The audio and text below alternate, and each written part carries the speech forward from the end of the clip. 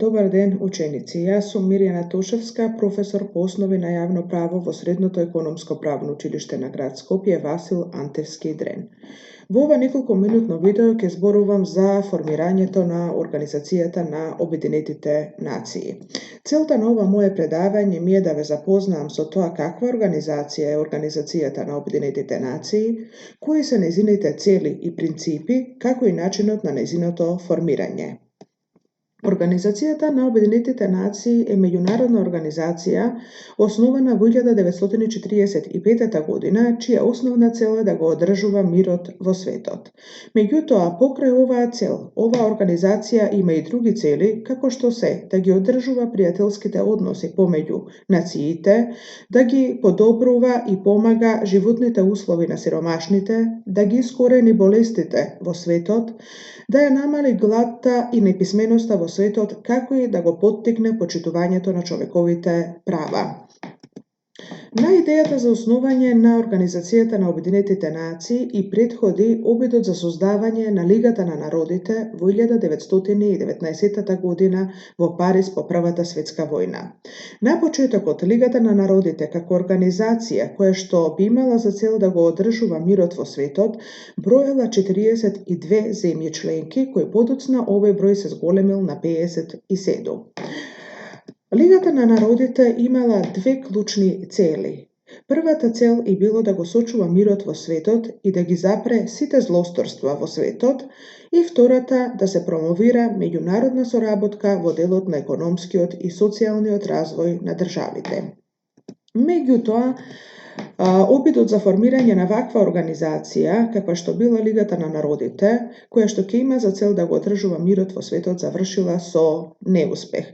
Веќе во 1930 година државите членки целосно се откажуваат од нејзиното членство, а таа немала моќ да ги задржи државите во својата организација, ниту пак да ги натера на покорност. Па така, и покрај овој неуспех, идејата за основање на ваква организација не изумира, посебно по оние катастрофални последици кои што ги остава Првата светска војна, а и веќе на поглед е почетокот на Втората светска војна. Во 1941 година, американскиот претседател Франклин Рузвелт и британскиот премиер Винстон Черчил се сретнале тајно на брод на Атлантскиот океан и ја потпишале Атлантската повелба. Со оваа повелба тие се обврзале да работат кон формирање на една организација која што ќе го зачувува светскиот мир и ќе се грижи за унапредување на соработката помеѓу државите и нациите. Кон оваа идеја веќе подоцна се приклучуваат и представници на Кина, СССР и Франција. Веќе во 1943 година Велика Британија, САД, Кина и СССР во Москва се среќаваат и ја донесуваат Московската декларација со која искажуваат согласност за формирање на ваква организација. Подоцна во 1944 година во Дангбертон во САД е одржана Дангбертонската конференција на која што веќе се направени плановите за формирање на Организацијата на Обединетите нации.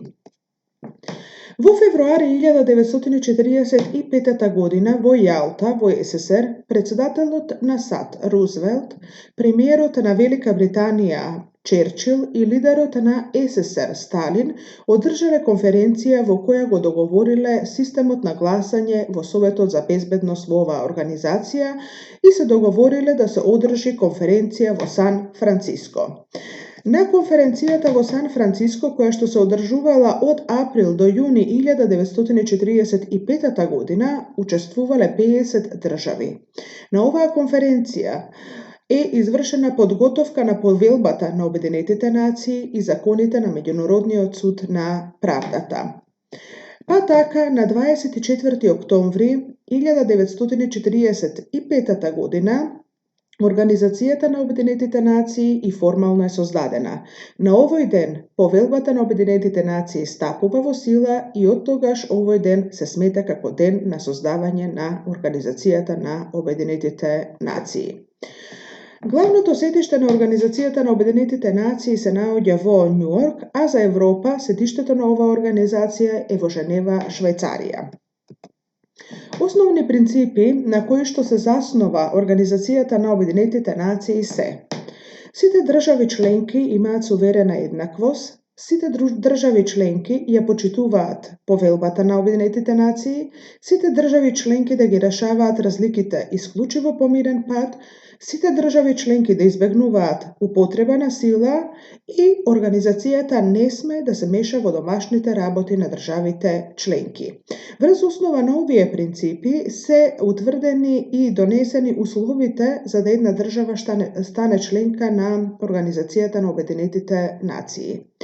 Имено, за да една држава се приклучи кон членството на оваа организација, најнапред мора да е меѓународно призната држава и да е мирољубива држава, што значи сите конфликти, несогласувања со другите држави да ги решава исклучиво по мирен пат, без при тоа да употребува било каква сила. Нашата држава е членка на Организацијата на Обединетите нации од април 1993 година. Официјални јазици кои што се користат и употребуваат во Организацијата на Обединетите нации се арапскиот, кинескиот, рускиот, англискиот, францускиот и шпанскиот јазик. Во прилог ви доставив 2 слики, од кои првата слика ни е слика на знамето на Организацијата на Обединетите нации, а втората слика е слика од Советот на безбедност на Организацијата на Обединетите нации. Ви благодарам на вниманието.